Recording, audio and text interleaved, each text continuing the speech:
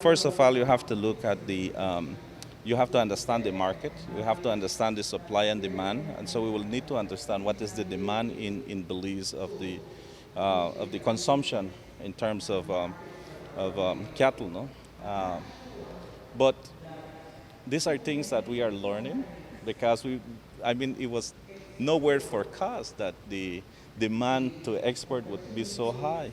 And so it's a learning curve as well, but it needs to be rectified. And of course, some policies will need to be introduced through cabinet in order to protect the local consumers. In terms of trade policy, is there in fact the probability or possibility that a government can say, would cap the price per beef, and we're also putting in place policy to ensure that you do supply the local market?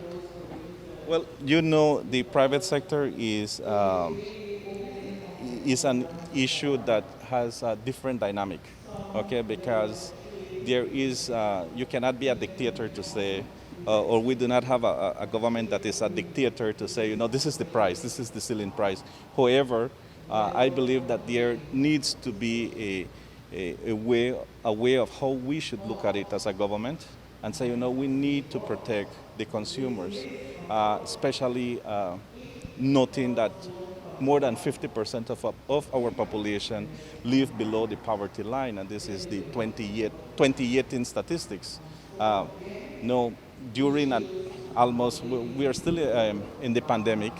I believe that the unemployment rate is much higher, and so even though we have done tremendous job to help with unemployment, still, I do believe that there is a need to see how we can put a ceiling cap on the price of the beef production.